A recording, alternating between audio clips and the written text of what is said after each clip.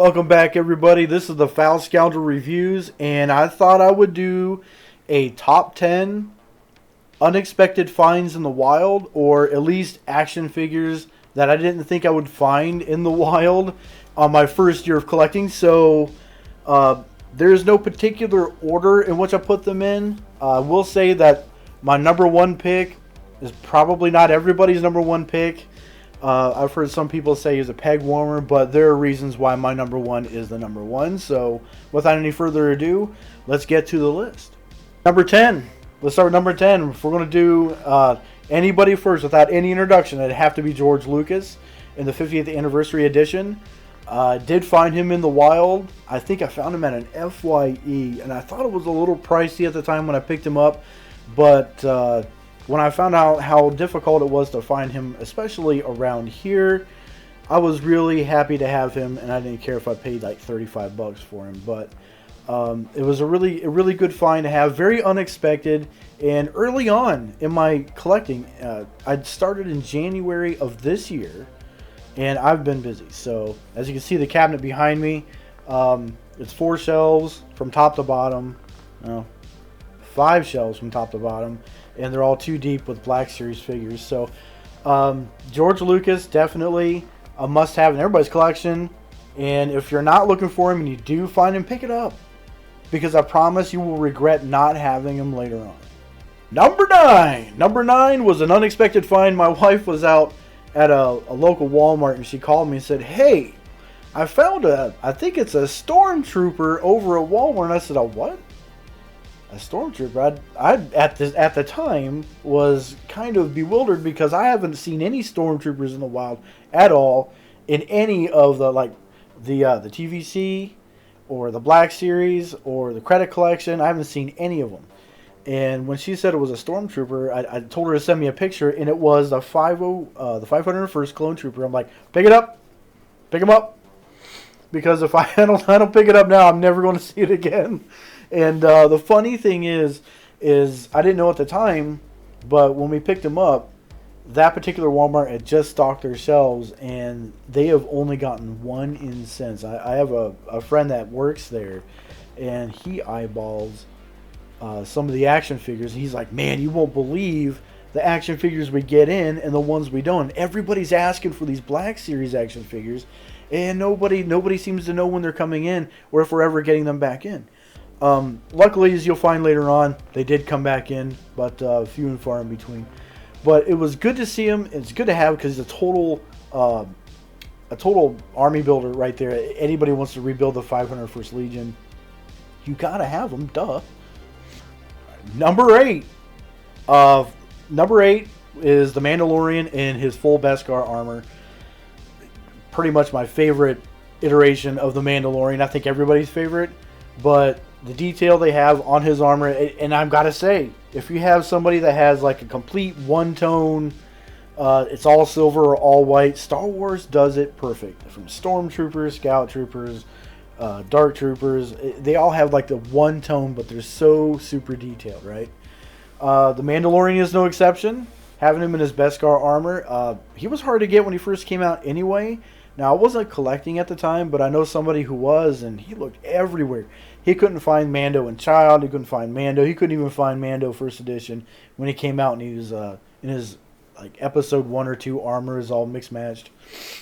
But when the full Beskar armor edition came out, everybody was looking for him. And I remember when I found him, I called a friend of mine like, "Hey man, I've only been collecting for like 3 months, and I found a Mando and Beskar." And he was like, "I'm hanging up." So yeah, folks, if you have friends that collect, poke fun at them every now and then.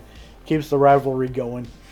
Number 7, my man, Figuring Dan.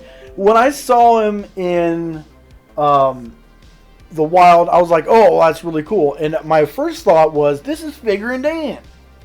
Now, are they going to have the rest of the modal nodes come out? You know, and I did some research. I'm like, well, there's Figuring Dan, and there's Nayland Cheel, and I'm thinking, all right, well, they're going to have the rest of the modal nodes, and no, it's just Figuring Dan and Nayland, right? So I'm thinking, okay, I'm going to have to find more, and then it hit me. I need to do a mini series on this. I got to do it. Putting the band back together. So yeah, if you haven't visited my channel before, please do. I'm doing a mini series on finding all the modal nodes out in the wild called Getting the Band Back Together, the road back to the Mos Eisley Cantina. It's been a lot of fun. I'm still in the middle of finding all the figurines I need for the modal nodes. So as soon as I get done, we're doing a big unboxing event. But stay tuned for more of that.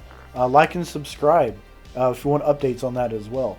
But yeah, finding Figure Dan in the wild was wild because I just happened to walk by and I stopped and like, whoa there, my guy from the cantina. And I looked at my wife. She goes, oh yeah, that the and start. I'm like, yeah, the do. The modal nodes. How can you not know that? It's like Van Halen in a galaxy far, far away. Number 6, Antok Merrick. I was super excited when I found out Antok Merrick was going to be in the Black Series. I couldn't control my excitement. I looked at my wife and said, we got to go find Antok Merrick. I have to have him in my collection. He was, I got to say, another X-Wing pilot, in my opinion, is like another scoundrel added to the galaxy far, far away. I have to have him. So, getting Blue Leader in my collection was the #1 mission for that week. And we ended up going up north. We went to Toledo, Ohio. We visited a bunch of Targets. And I remember going to Target. I looked online, like, oh, they say they got it. We went there. They didn't have it. Matter of fact, all of their Black Series was wiped out except Lando. Oh, man, do not get me started with Lando. I love Lando. But he's the biggest peg warmer ever. Anyway, I think it was one of the last Targets. We went to like 3 Targets. The last Target we went to had Antok Merrick, and I was just fanboying. And then I looked over, I'm like, ooh, Galen Erso. So I picked up Galen Erso, Antok Merrick, and 2 carbonized action figures. And both those carbonized action figures I got for $5 a pop. Man, it was a great day, a great toy haul that day. But I wasn't expecting to find Antok Merrick as an action figure, let alone at Target that day, because I wasn't having any luck. And when I did, it made the hunt all the worth it. And that's like my favorite thing about collecting the Black Series is that I don't know if I'm going to find what I'm looking for. And I don't know if I'm going to find something I'm even going to like, because I don't collect everything right away. There are things that I look for, and there are things that, hey, I didn't know I wanted that. Number 5. Number 5 is Jedi Knight Revan. Okay, for all of those who have never played Knights of the Old Republic, listen up. There is Darth Revan. Darth Revan that came out in the Red Line. He also came out in the Archive line, which I did pick him up in the Archive. And then there's Jedi Knight Revan, right? This is the Galaxy of Heroes edition. So that's fine with me. It looks exactly the same as it did in any of the previous games. And I was really excited to find him because I have never seen that action figure in the wild ever. Matter of fact, to my knowledge, they were sold out. They weren't being reproduced, and they were just gone, right? So when I walked into GameStop and I saw that, I'm like, anybody see that? Mine. Mine. And you know what? As soon as I grabbed it, my wife was like,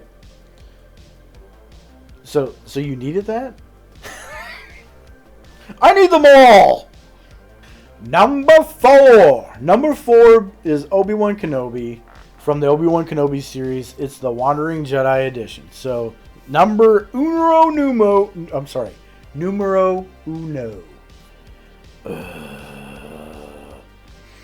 So, number 4. Number 4 being Obi-Wan Kenobi from the Obi-Wan Kenobi series. He is numero uno. Number 1, the Wandering Jedi. And I never in 1,000 years thought I would see him in the store. And oh and behold, wasn't looking for him. Ended up finding him and Darth Vader the same day from the Obi-Wan Kenobi series at a Walmart of all places. I walked, we were in Walmart and I just happened to look. And I saw them both. And I'm like, okay, well, this never happened, so mark the day on the calendar. So I grabbed them both, and to my surprise, you know, and I have to admit, the Darth Vader from the Obi-Wan Kenobi series is a really, really, really good figure. It's not as good as the Empire Strikes Back, by all means. But I will say, if you want to see something really strange, look at the Darth Vader artwork on the side of the box on the Obi-Wan Kenobi series. And then look at the Darth Vader artwork on the side of the box on the Empire Strikes Back. You will see that both pictures do not match.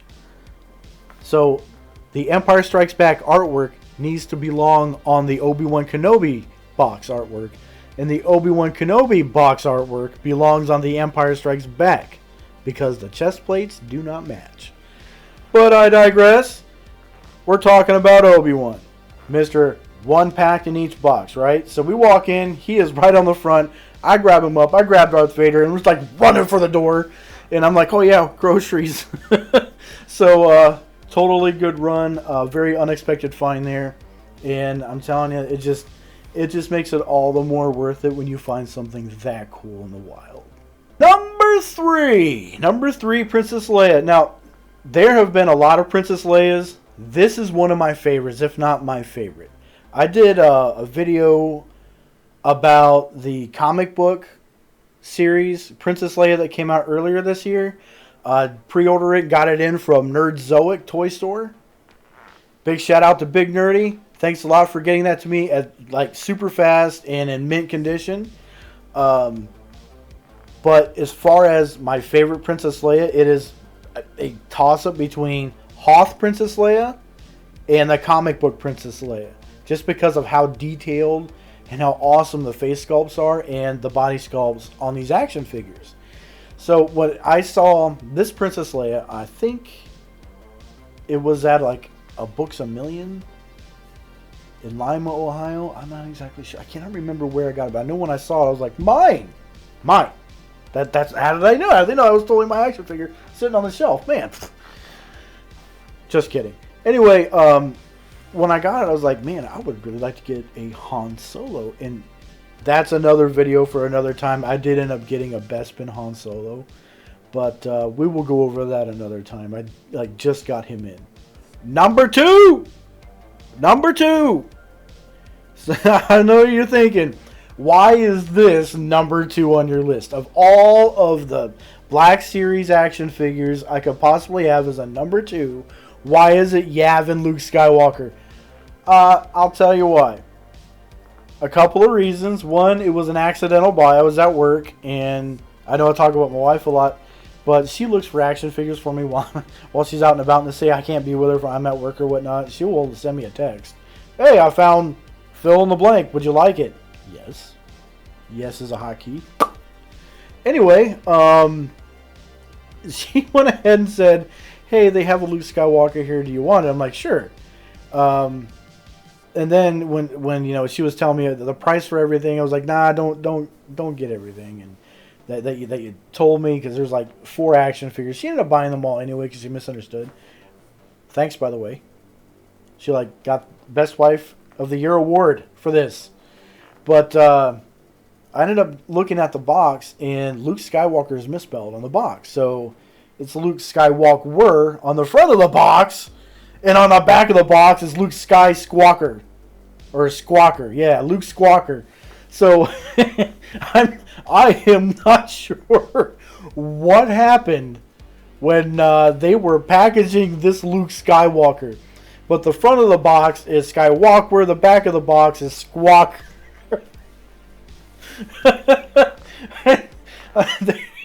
I need to do a video on that. I haven't done one on that Luke yet, but as soon as I saw it, I'm like, okay, a couple of things. One, that's amazing. And two, you know what? Eventually, that's going to be worth a lot of money. A misprint on a Black Series action figure, they don't make them anymore, and there's misprints all the way around the box. How do you miss that? Well, I'm not sure how they missed it, but thanks, because that's in my collection. Ain't ever going away. Ain't ever getting rid of it. Thank you very much. Going in the vault. Next, number 1. Number 111 Han Solo Endor. Okay, a little bit of a story here. You know, I didn't really plan on collecting the Black Series until I saw this action figure. So, what I mean by that is I've always been a Star Wars fan. I will always be a Star Wars fan. But at the beginning of, actually at the end of last year, it's been a stressful time for my family and a stressful time at work because we've had a few deaths in the family. And I was working around the clock. I was never home. And I was filling in for my boss at the time who had moved on to another company. And I was filling in for other members of leadership in the facility that, well, obviously needed replaced. It was just high stress, high expectations from the company. And I ended up going to the doctor, right? And the doctor said, you know what, you need to relax. You need to take a day. I don't care what you got to do, but this job, it'll be the end of you if you don't. And I remember sitting there thinking, gosh, it really puts it into perspective. Family, friends, hobbies, right? So I had the day off, and my wife and I were in the mall. And I was just kind of just in limbo, and we were in an FYE. And I saw this Han Solo action figure sitting there, and I told him, like, that is the coolest thing, man. You know, I never bothered to stop and look how awesome the Black Series really is. So I looked at this figure, and I told him, like, this would look really great on my computer desk. And I bought it.